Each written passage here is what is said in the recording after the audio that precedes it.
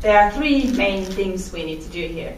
First of all, countries must face the reality. They must face the fact that the emission reduction pledges they have put on the table since Copenhagen do not match the overarching goal that a majority of them have endorsed, meaning staying below 2 degrees.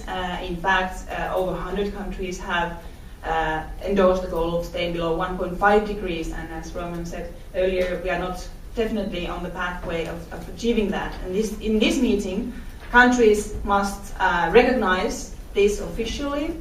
They must, first of all, put it into the agenda of the SAPSTA, the technical advisory body, so that it takes a serious look at these pledges in light of the benchmarks, so that countries can assess what more they can do.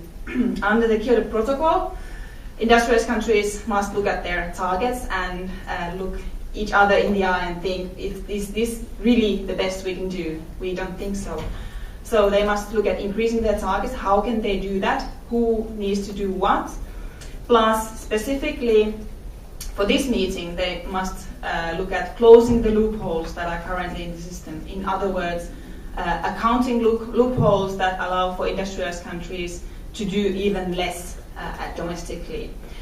One of those is the so-called forestry loopholes. It has an acronym of LULUCF. So actually in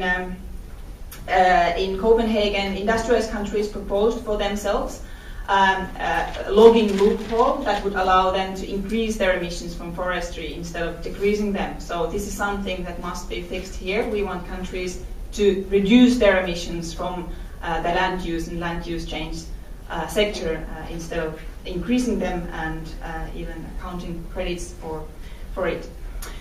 Under the LCA, countries must also look at the overall ambition of the emission cuts and the different building blocks that Alden outlined. How can these different building blocks help to achieve more emission reductions? In other words, what more can we do under the RED mechanism, the forest protection mechanism? How does the mechanism need to look like so that we make sure that the emission reductions are real and that the logging just doesn't move from one place to another? How do the actual social safeguards, for example, under the RED look? Under the finance, they also must look at, what is the best way for us to use the money in the future so that we can get more emission reductions, and how can we, how much money is all in all needed for that. In addition, they must look at additional international cooperation that could be brought in from the LCA, for example, through international regulation of international maritime and aviation fuels, or a rapid phase out of industrial gases such as HFC gases.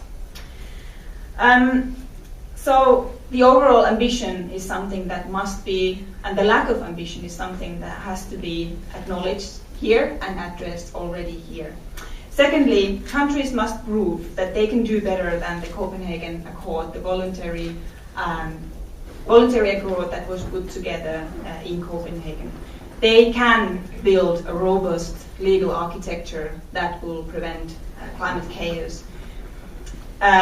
Even if this wasn't finalized this year, Cancun must deliver the breakthrough elements that are needed to put this in place as soon as possible. And here in Bonn, they can start looking at, for example, how does the measuring, reporting and verification provisions look like today? How do they need to be improved so that countries know what each other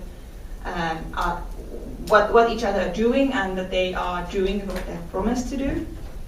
This will be discussed under the LCA, but also under the SBI, the subsidiary body for implementation, through national communications and their rules. They can look at how does the finance infrastructure need to look like. There's more or less agreement that a new fund should be established. How should that fund look like? What additional architecture does it bring to the architecture we have already? How do we make sure that the money that runs through that fund is new and additional and brings the kind of benefits, the kind of results that we want it to deliver? And on the sort of easier issues, where well, some would call them easier issues where the text is already quite advanced, like technology, forest protection and adaptation. They can continue finalizing the details and get real progress. But at the same time, in this meeting, while they have to get down to concrete work on finalizing details on issues, they also cannot avoid the difficult questions, like the legal form. Whether or not Cancun managed to finalize everything, countries cannot go to Cancun without knowing what is it that they're negotiating towards. This was the mistake that was made in Copenhagen, that countries went to Copenhagen with totally different expectations on what is it that they're negotiating towards. This year it must be different. Countries must address the legal form of the architecture and in particular what happens to the Kyoto Protocol and what is the form that the LCA outcome is going to take, whether it happened this year or year after, so that they're all on the same page. And this discussion must start taking place in this meeting. And finally, on the finance, which I actually already touched upon, there are more difficult and easier issues around finance, but there are also already a lot of areas of convergence, for example, establishing the new fund. So in this meeting, countries can already get very concrete on how does the fund look like, who governs it, what kind of principles there should be for the disbursement of the money, and how does it relate to the architecture that is already in place.